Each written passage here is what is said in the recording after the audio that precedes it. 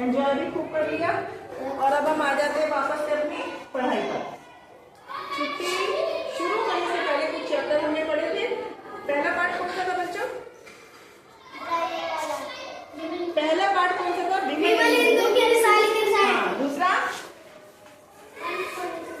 पंच परमेश्वर, तीसरा मेरी शिक्षा, चौथा सरिता। और आज हम पढ़ेंगे, क्योंकि जुलाई में शुरू हो रहा है हमारा, चल रहा है ना ये, तो आज हम पढ़ेंगे लाल बहादुर शास्त्री पार्ट 5। ठीक है, यही है लाल बहादुर शास्त्री।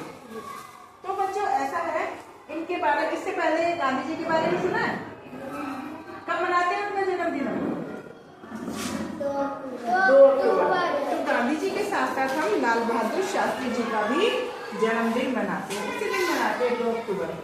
लेकिन सन अलग है, इनके जन्म के अलग है। इनका जन्म हुआ था 1904 में। ठीक है, 2 अक्टूबर 1904 में मुगल सराय वाराणसी, लेकिन अब उसको चंदौली के नाम से जाना जाता है। ठीक है, इनकी मम्मी का नाम क्या था? राम दुलारी, और पिता का नाम शारदा प्रसाद। ठीक है, जब ये छोटे थे तभी इनकी पिता का देहांत हो गया। बहुत मुश्किल से इनका जीवन व्यतीत हुआ, पढ़ाई करी।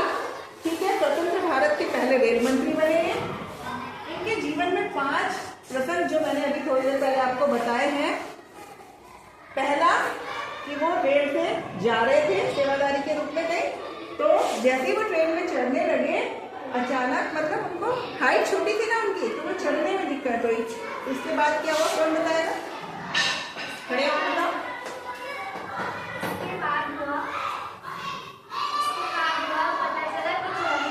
चढ़ नहीं पा रहे थे, तो एक महिला ने थोड़ा सा मजाक बनाया और कहा, अब महसूस हुआ कि छोटे कद में कितनी दिक्कत होती है। दूसरा प्रसंग कोई बच्चा बता सकता है क्या था? आज जो पाठ पढ़ा है उसका प्रसंग क्या था?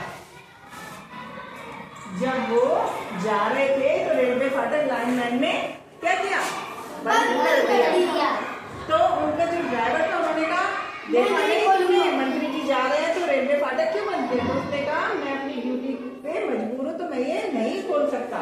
कितना भी कहने पर भी नहीं खोला। तो उसकी कर्तव्य निष्ठा को देखकर क्या कहा उन्होंने उनको तरक्की दे दी।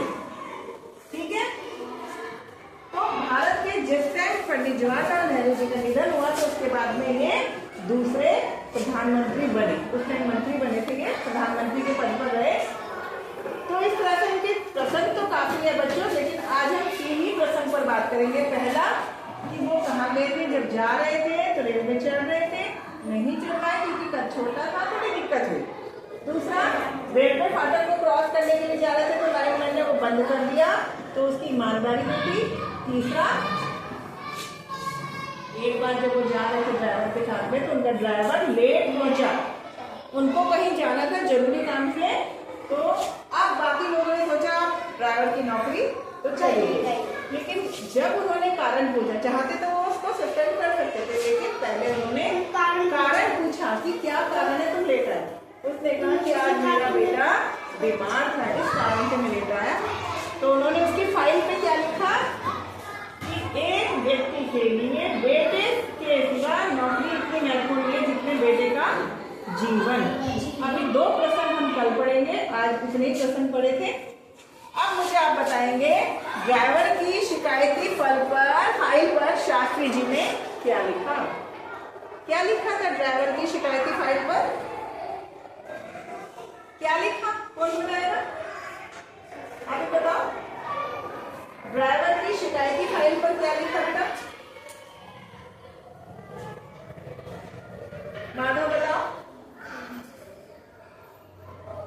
दिपेश?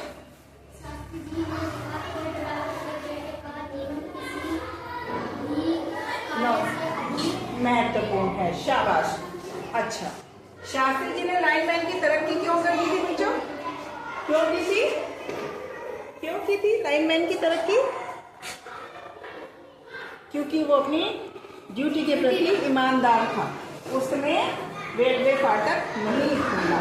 ठीक है, तो आज का इतना ही बच्चों, कल हम आगे का चलेंगे। ठीक है।